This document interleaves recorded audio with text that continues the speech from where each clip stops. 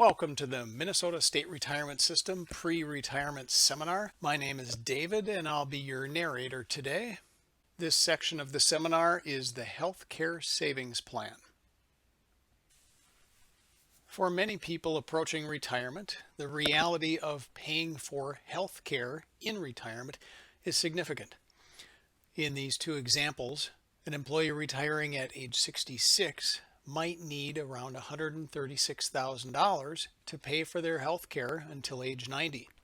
A person retiring at 62 might need $165,000 to pay for health care until age 90.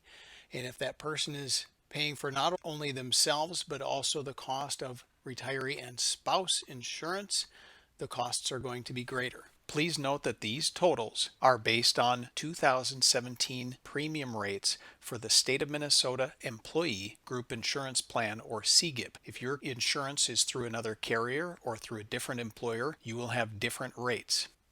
The Healthcare Savings Plan is a tax-free savings account. Contributions into the plan are tax-free. Growth on the plan is tax-free. Reimbursements out of the plan are tax-free, and that means they are not subject to Social Security, Medicare, or state and federal income taxes. It is a tax-free program for reimbursement of post-employment healthcare expenses for the employee, for the employee's spouse, any legal tax dependents, and any children up to their 26th birthday.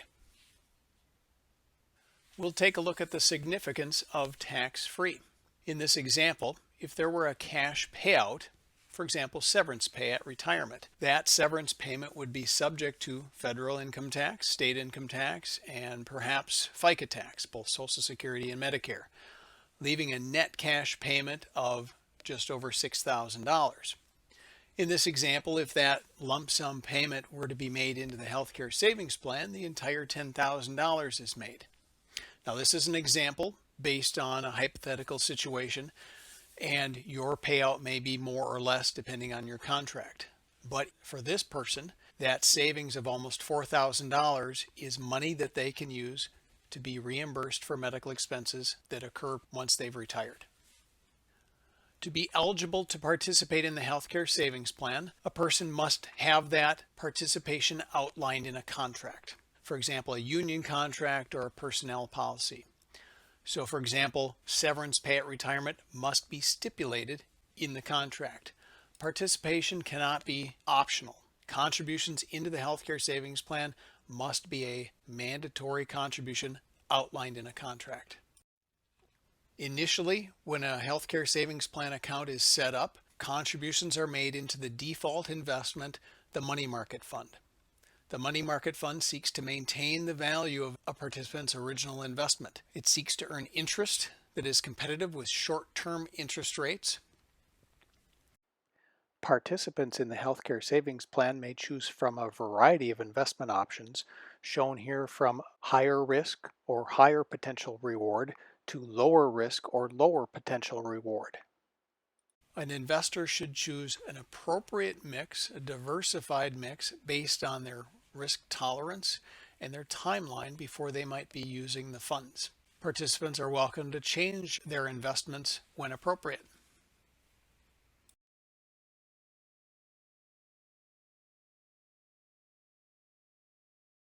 When can you request reimbursements? When you separate employment. Recall that this is a post-employment benefit. Once you separate employment at any age, the money is available. A person can request reimbursements for medical expenses that have occurred after their last day of work, or they can leave the account intact and utilize it for future medical expenses. Separation of employment for any reason or retiring gives you access to the account, or if you are collecting a disability benefit from a Minnesota public employer. If you return to work for that same employer, you may have limited or no access to your healthcare savings plan dollars. These are examples of things that you can use your healthcare savings plan dollars to be reimbursed for. The majority of participants utilize their healthcare savings plan dollars for reimbursement of health insurance premiums, Medicare premiums, dental premiums, and long-term care insurance premiums. Dental costs are also reimbursable, as are eye care costs, as well as co-pays and prescriptions, and over-the-counter drugs as long as they are accompanied by a prescription. There are things that are not eligible for reimbursement, and these are based on IRS Publication 502, which outlines reimbursable medical expenses. For example, life insurance premiums, teeth bleaching, vitamins, those are examples of things that are not reimbursable through the healthcare savings plan. Once you are billed for an expense, whether that's a doctor bill or a bill for health insurance premiums, it's your responsibility to pay that cost. Send us a copy of the bill along with a reimbursement form completed. That reimbursement can be sent direct deposit right to your bank account. For ongoing expenses such as monthly insurance premiums, we can set you up on an automatic reimbursement program. So we simply need to see your first bill or statement, and we need to see a new statement if that insurance premium increases. An HSA is a savings account that is tied to an insurance plan with high deductibles and high out-of-pocket costs. The healthcare savings plan is not an HSA. If you make a contribution to an HSA in the same year that you're eligible to access or withdraw money from your healthcare savings plan, your healthcare savings plan account becomes limited use. That means you may request reimbursements for vision and dental expenses during that calendar year, but you may not request reimbursements for any other expenses that occurred during that calendar year that you made a contribution to your HSA. Now, many of us don't have access or are not allowed to contribute to an HSA, and in that case, this information does not apply to you. If you pass away, your spouse or your legal dependents will be able to utilize the account tax-free. They simply continue using the account for medical expenses as they see fit. If you pass away and have no spouse or no legal dependents, your account balance transfers to your beneficiaries. Your beneficiaries then claim reimbursement for medical expenses. However, they receive a 1099-R each January showing that that money was reported as income, and they pay ordinary income taxes on those reimbursements. When we receive your first contribution into the healthcare savings plan, we send you a welcome packet.